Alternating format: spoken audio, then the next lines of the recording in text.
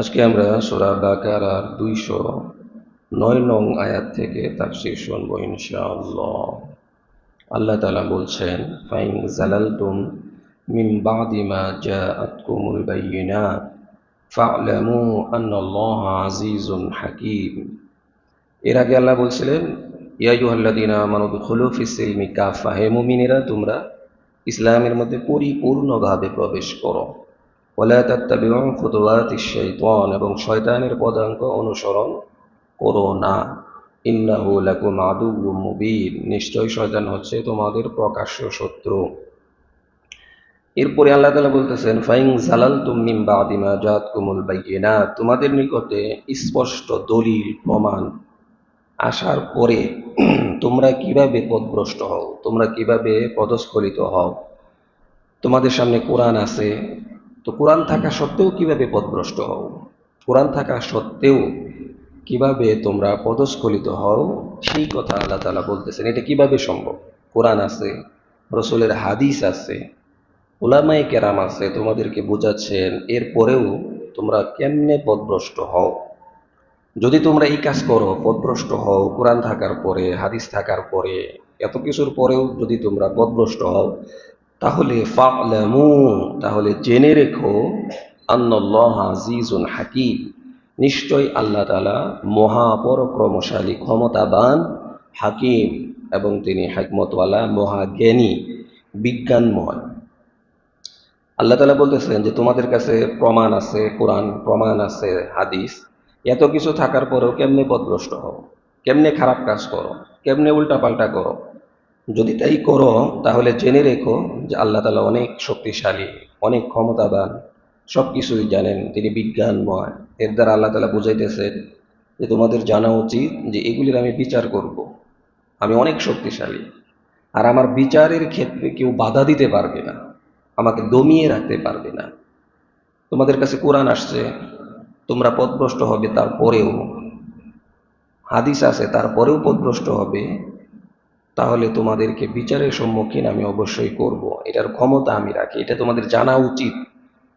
এরকম না যে এগুলির কোনো বিচার হবে না, এরকম ভাবার কোনো বিষয় নাই, কারণ তোমাদের কাছে কোরআন দিয়েছি। এটা যদি এরকম হইতো যে না, কোরআন আসে নাই, হাদিস আসে নাই, তো আমরা কি মানব, তখন একটা যুক্তি ছিল। কিন্তু এখন যেহেতু কোরআনও আসছে, হাদিসও আসছে, সেই ক্ষেত্রে উল্টাপাল্টা করার, পথভ্রষ্ট হওয়ার, পদস্খলিত হওয়ার কোনো স্কোপ নাই, কোনো সুযোগ নাই। যদি এরকম কেউ হয়, সেই ক্ষেত্রে আল্লাহ তাআলা অবশ্যই তাদের বিচার করবেন, যে তিনি মহাজ্ঞানী এবং তিনি পরাক্রমশালী। এরপরে আল্লাহ তাআলা বলতেছেন, হাল ইয়ানজুরুনা ইল্লা আন ইয়াতিয়াহুমুল্লাহু ফি যুলালিম মিনাল গামাম ওয়াল মালাইকাতু ওয়া কুদিয়াল আমর। হাল ইয়ানজুরুন, তারা তাহলে কিসের অপেক্ষা করতেছে?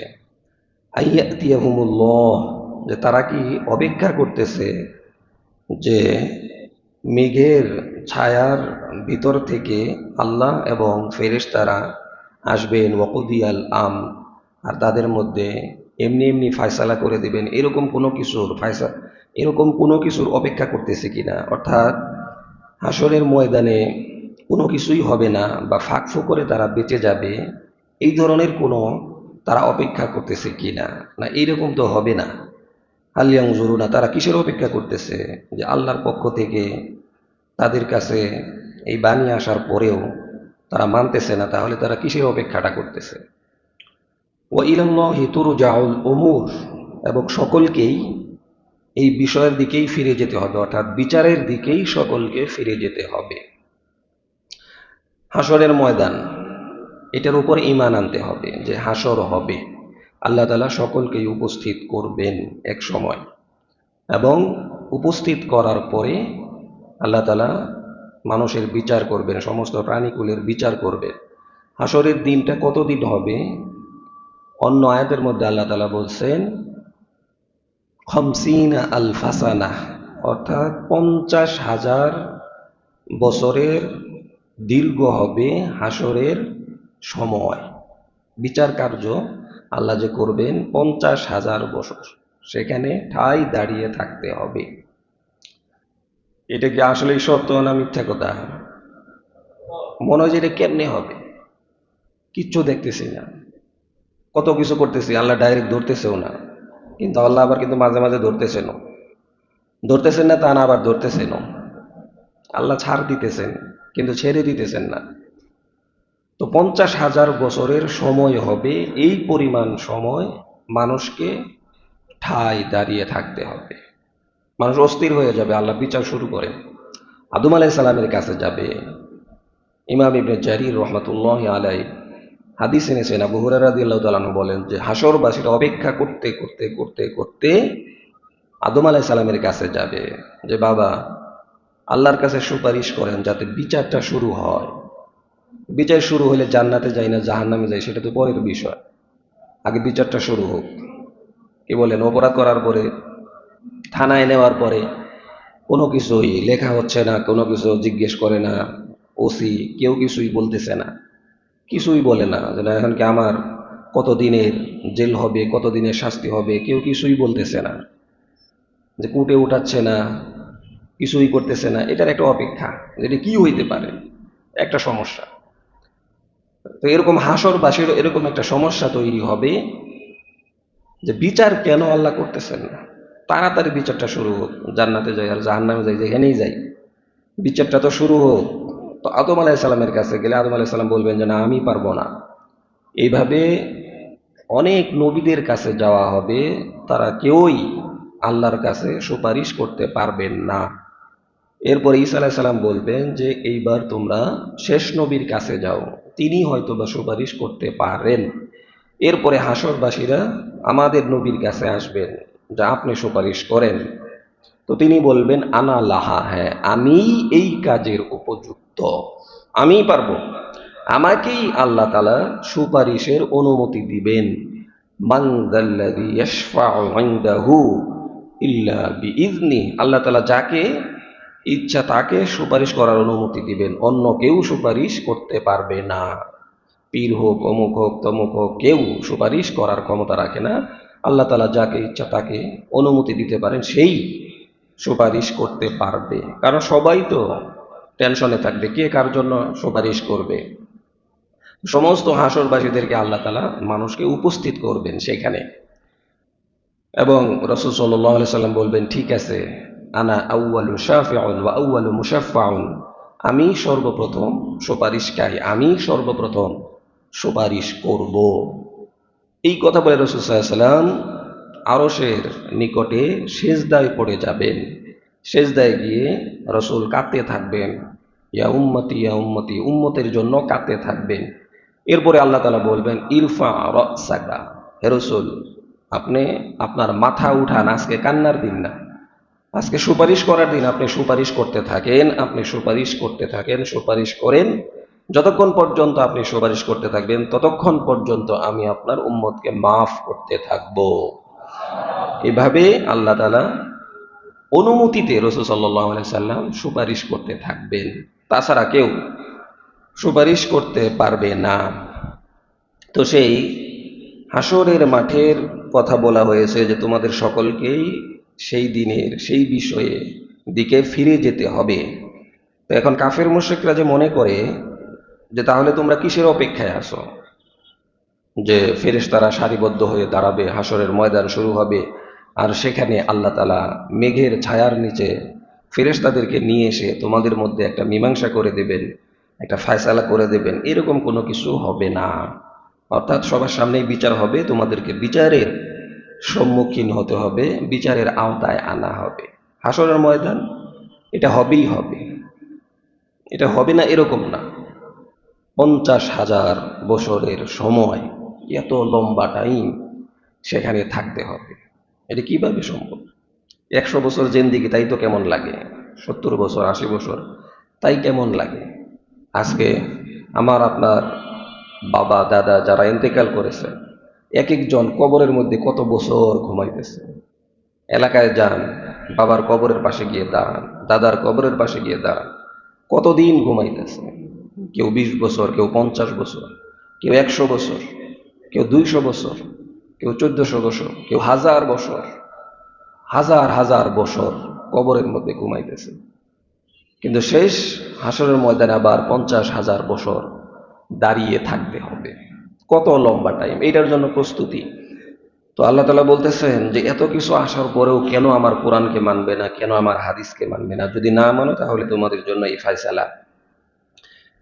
এরপরে আল্লাহ তাআলা বলতেছেন তৃতীয় কথা, এক নাম্বার কথা তো যে তোমাদের কেন পদস্খলন হয় কোরআন আসার পরেও, হাদিস আসার পরেও। দুই নম্বর কথা হচ্ছে যে তোমরা কি এমনি এমনি পার পেয়ে যাবে না, এটাও হবে না। আর তিন নম্বর কথা হচ্ছে ইহুদিদেরকে বলতেছেন সালবানি ইসরাঈল কাম আতাইনাহুম মিন আয়াতিন বায়্যিনাহ, যে হে রাসূল আপনি তাদেরকে জিজ্ঞেস করেন তো যে তাদেরকে আমি কি পরিমাণ নিদর্শন দিয়েছিলাম, কত দলিল প্রমাণাদি দিয়েছিলাম এই বনি ইসরাইলদেরকে।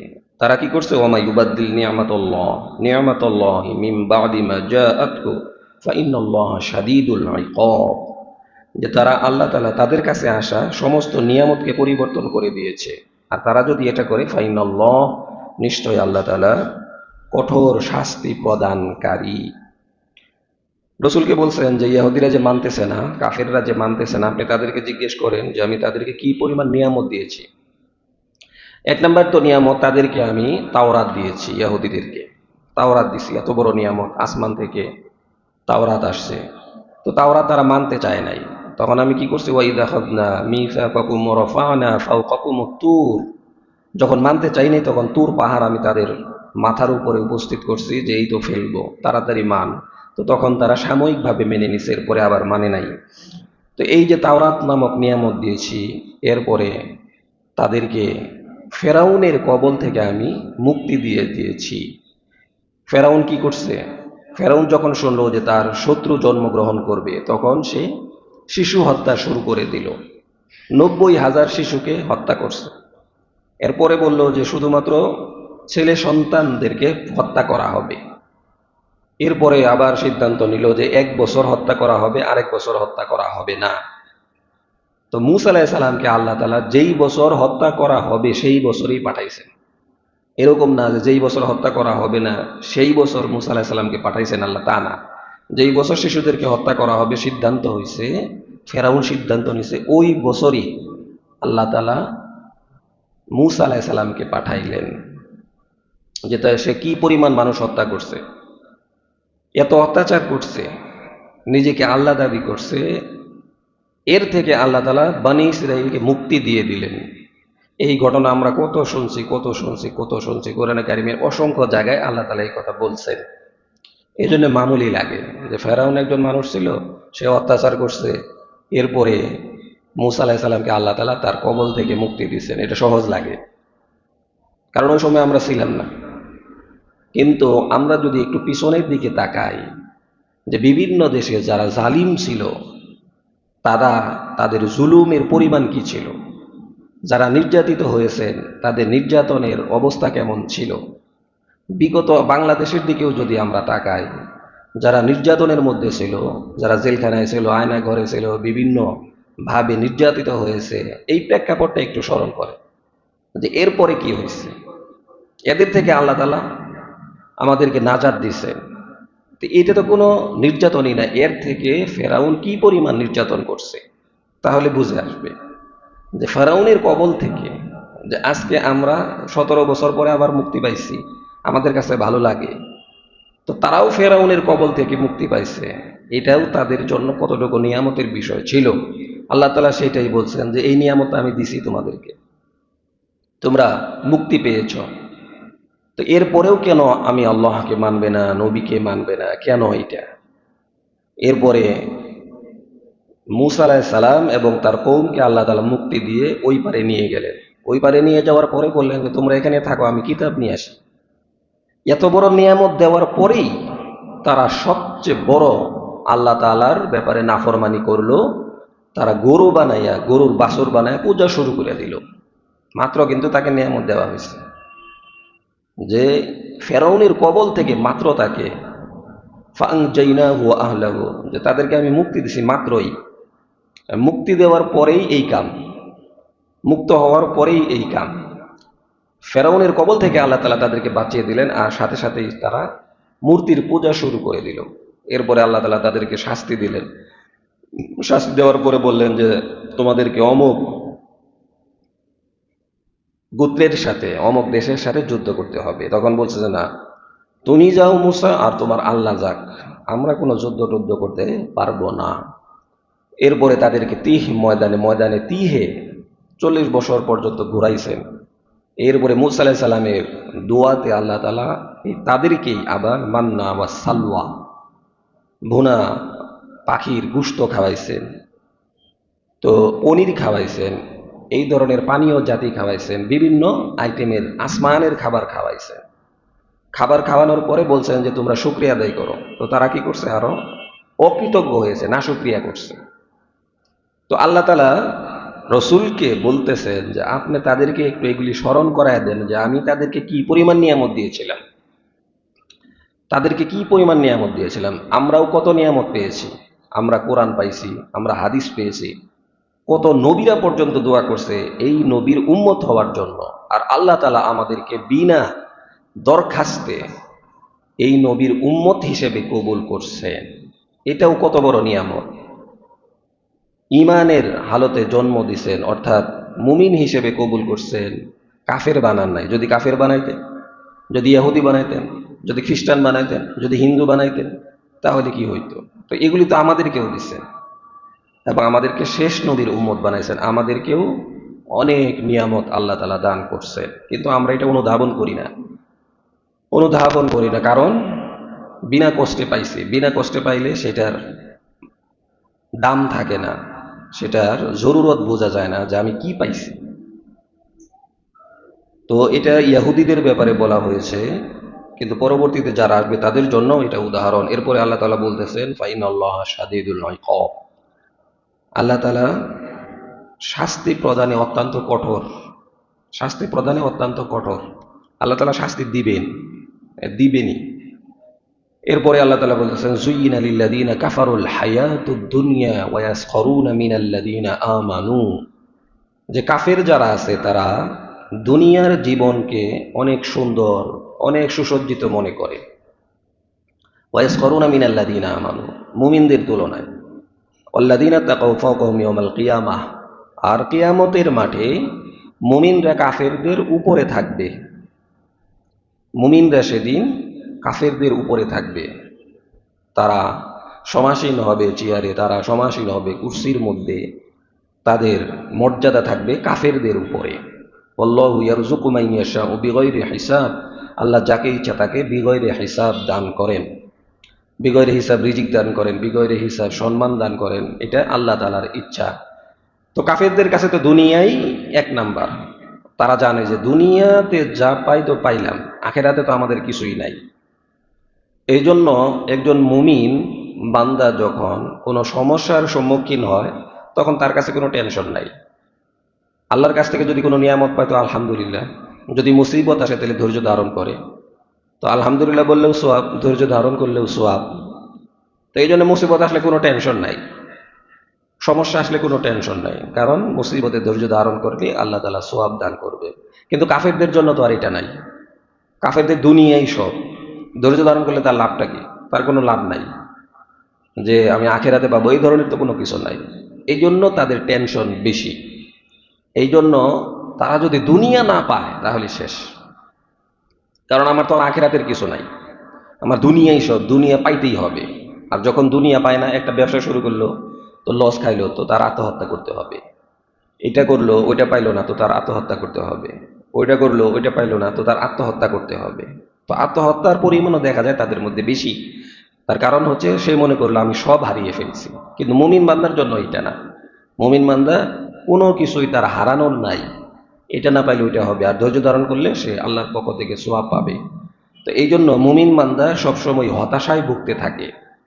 কাফের কাফের সবসময় হতাশার মধ্যে থাকে যে আমার কি হবে, কি হবে আমি যদি দুনিয়া না পাই। কারণ দুনিয়া তার জন্য, সে মনে করে দুনিয়াকে সাজসজ্জা, যে এইটাই আমার সব কিছু, এটা ছাড়া আমার আর কোনো কিছু নাই। আর মুমিন বান্দা তা মনে করে না।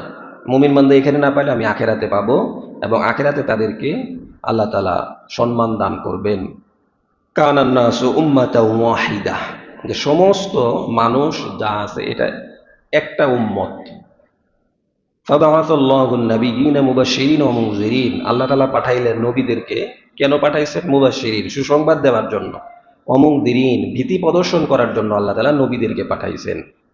ওয়া আনজালা মাআহুমুল কিতাবা বিল হক, এবং পাঠাইছেন কিতাবকে সত্য সহকারে। কেন পাঠাইছেন কিতাব কোরআন? লিয়াহকুমা বাইনান নাস, যাতে করে মানুষদের মাঝে বিচার করতে পারে। ফি মাখতালাফু ফি, মানুষেরা যেই বিষয়ে মতনৈক্য করে সেই বিষয়ে সমাধান দিতে পারে, এই জন্য আল্লাহ তাআলা কিতাব পাঠাইছেন।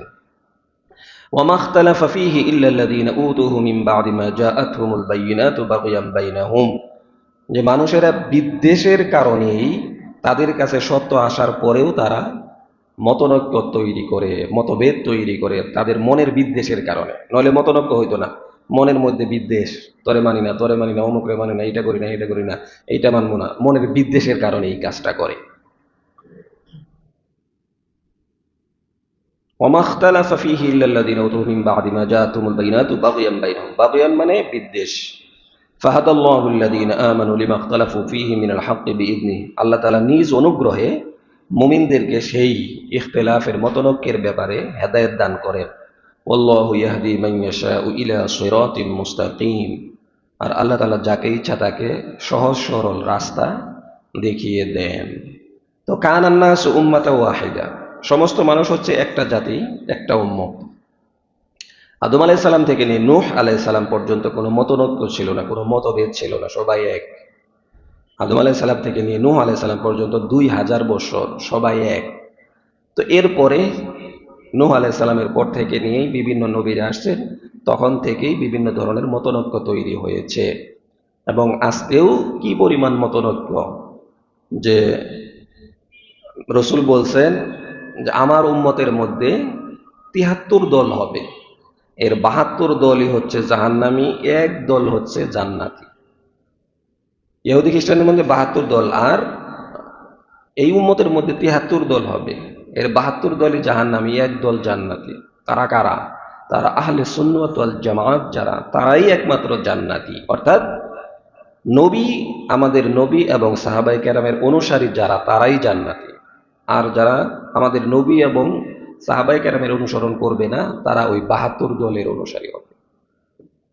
তো এটা মারাত্মক বিষয়। এই জন্য মতনৈক্যের শেষ নাই।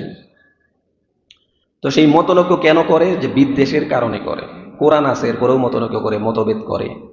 হাদিস আছে এরপরেও। তো আমরা আরেকটা কথা বলি যে এক কোরআন, এক হাদিস, এক আল্লাহ, এক রসুল, তো আবার মতভেদ থাকবে কেন? মতভেদ একটা আছে যুক্তিযুক্ত মতভেদ, এটা তো মানার মতো। আরেকটা হচ্ছে কেউ যদি আল্লাহকে নিয়ে মতনৈক্য তৈরি করে, কেউ যদি নবীকে নিয়ে মতনৈক্য তৈরি করে, সেটা মানার বিষয় না। কেউ যদি কোরআনকে নিয়ে মতনৈক্য তৈরি করে, সেটা মানা যাবে না। কোনো নফল বিষয় নিয়ে মতনৈক্য হতে পারে, এটা সমস্যা নাই, হইতেই পারে, কিন্তু মূল বিষয় নিয়ে কোনো মতনৈক্য তৈরি করা যাবে না। আর আল্লাহ তাআলা হেদায়েত দান করেন যাকে ইচ্ছা তাকে সহজ সরল রাস্তা দেখিয়ে দেন। এর পরের দিকে আম হাসিবতুম আন তাদখুলুল জান্নাতা ওয়ালাম্মা ইয়াতিকুম মাসালুল লাযীনা খালাউ মিন ক্বাবলিকুম মাসাতহুমুল বা'সাউ ওয়াদ-দাররাউ ওয়া যুলজিলু হাত্তা ইয়াকুলার রাসূলু ওয়াল লাযীনা আমানু মা'আহু মাতা নাসরুল্লাহ আলা ইন্না নাসরুল্লাহি করিব। আম হাসিবতুম, তোমরা কি ধারণা করছো, আন তাদখুলুল জান্নাহ, তোমাদেরকে জান্নাত দিয়ে দেওয়া হবে, ওয়ালাম্মা ইয়াতিকুম মাসালুল লাযীনা খালাউ মিন ক্বাবলিকুম, যে তোমাদের পূর্ববর্তী উম্মত যারা ছিল তারা তো পরীক্ষা দেওয়ার পরে, সমস্যায় পড়ে পরীক্ষা দিছে, এরপরে তাদের ব্যাপারে জান্নাতের ঘোষণা। আর তুমি কোনো পরীক্ষা ছাড়াই জান্নাতে চলে যাবে, এটা ধারণা করছো? না, এরকম হবে না। মাসাতহুমুল বাসা, তোমাদেরকে স্পর্শ করবে কষ্ট, ক্লেশ, দরিদ্রতা, দারিদ্রতা, কষ্ট, ক্লেশ, রোগ, শোক, দররা ওয়া যুলজিলু, কম্পন, ভূমিকম্প বা কম্পন, এই পরিমাণ আসবে কাফেরদের তরফ থেকে, হামলা, হুমকি, ধমকি, এই পরিমাণ আসবে, হাত্তা, এই পরিমাণ আসবে। ইয়াকুল আর রসুল, রসুল বলবে, ওয়াল্লাযীনা মাআহু ওয়াল্লাযীনা আমানু মা, এবং রসুলের সাথে থাকা মুমিনরা বলবে, মাতা নাসরুল্লাহ, আল্লাহর সাহায্য কখন আসবে? তাহলে মুমিনদের উপর এই পরিমাণ নির্যাতন আসবে। ফিলিস্তিনে মুসলমানদের উপরে কি পরিমাণ নির্যাতন, গাজার মুসলমানদের উপরে কি পরিমাণ নির্যাতন, আফগানিস্তানের মুসলমানদের উপরে কি পরিমাণ নির্যাতন, আর তারা ঠিকই এই কথা বলছে, মাতা নাসরুল্লাহ, কখন আসবে আল্লাহর সাহায্য, কখন আসবে আল্লাহর সাহায্য। ইসরায়েল যখন ইরানে হামলা করলো, তো ইরানবাসীও বলছে মাতা নাসরুল্লাহ, কখন আসবে আল্লাহর সাহায্য। তো যেখানেই কাফির মুশরিকদের এই পরিমাণ হামলা হবে, এই পরিমাণ নির্যাতন হবে, এটা আল্লাহ বলেই দিছে। ঘরে বসে থাকবা আর মনে করবা যে বাস আমি জান্নাতি হয়ে গেছি, না, এত সহজ না। তোমাদেরকে পরীক্ষা করা হবে পূর্ববর্তীদেরকে যেভাবে পরীক্ষা করা হয়েছে, এবং তোমাদের উপরে আসবে বাসা ওয়া দররা ওয়া যুলজিলু, কষ্ট, ক্লেশ, দারিদ্রতা, কম্পন। কি পরিমাণ যে রসুল বলতে বাধ্য হবে আল্লাহ সাহায্য কখন আসবে, মুমিনরা বলতে বাধ্য হবে আল্লাহ কখন সাহায্য করবেন আপনি। আলা ইন্না নাসরুল্লাহি করিব। আল্লাহ তাআলা বলতেছেন সমস্যা নাই, ধৈর্য ধারণ করো, আল্লাহর সাহায্য অতি নিকটে, আল্লাহর সাহায্য একদম কাছাকাছি চলে আসছে। টেনশন নাই, ভয় নাই। ইরান মনে করছিল কি হবে না হবে, কিন্তু শেষ পর্যন্ত আল্লাহ তাআলা দেখায় দিয়েছেন ইসরায়েলকে। ইসরায়েল মনে করতো যে আমরাই পারি, আমরাই সর্বসেরা, আমাদের কাছে ক্ষেপণাস্ত্র আছে, আমাদের কাছেই পারমাণবিক আছে। না, ইরান চোখে আঙ্গুল দিয়ে দেখায় দিছে যে না, আমরাও পারি, আমরাও হামলা করতে পারি, আমরাও তোদেরকে মারতে পারি, আমরাও ক্ষেপণাস্ত্র পাঠাইতে পারি, আমরাও পারমাণবিক বানাইতে পারি। এটা ইরান দেখায় দিছে। তো আল্লাহর সাহায্য চলে আসছে। তো এরকম পরীক্ষা করা হবে, মুমিনদেরকে পরীক্ষা করা হবে, পরীক্ষা ছাড়া হবে না। ভালো চাকরি পাইতে গেলে পরীক্ষার দরকার আছে না? বিসিএস ক্যাডার হইতে গেলে কি পরিমাণ পরীক্ষা দিতে হয়, কত কিছু করতে হয়, কত প্রস্তুতি নিতে হয়। আবার বিসিএস ক্যাডার হওয়ার পরে ওরকম চাকরিটাও তো এরকম, এটা হয় ওইটা হয়, অনেক কিছু হওয়া যায়। তো পরীক্ষা দিয়ে এই পর্যন্ত আসতে হবে, এমনি এমনি না।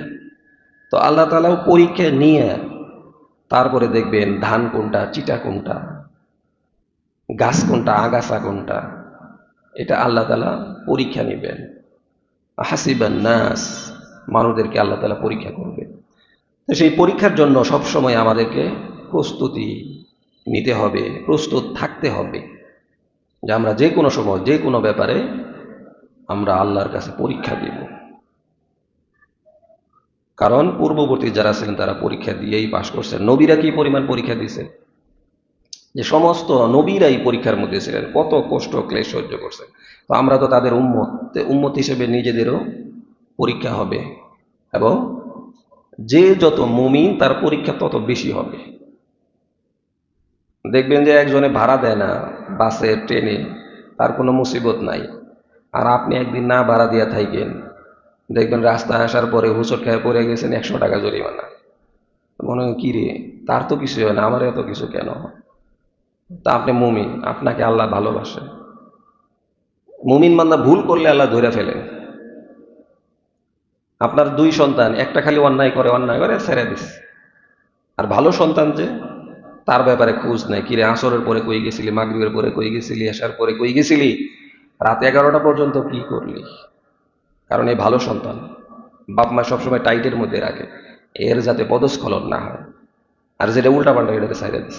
তো আল্লাহ তাআলাও মুমিন বান্দাদেরকে সবসময় ধইরা রাখে। আপনি অন্যায় করবেন এটা আল্লাহ মানবেন না, অন্যায় 1000 কোটি টাকা পাচার করতে পারে, মানুষ হত্যা করতে পারে, আল্লাহ ছাড়া দিয়েছেন, কিন্তু আপনাকে আল্লাহ ছাড়বেন না, আপনাকে আল্লাহ ভালোবাসে। যে মুমিন যে হবে তার পরীক্ষাও তত বেশি হবে। এজন্য নিজেদেরকে ওইভাবেই প্রস্তুত রাখতে হবে। আল্লাহ তাআলা তৌফিক দান করুন।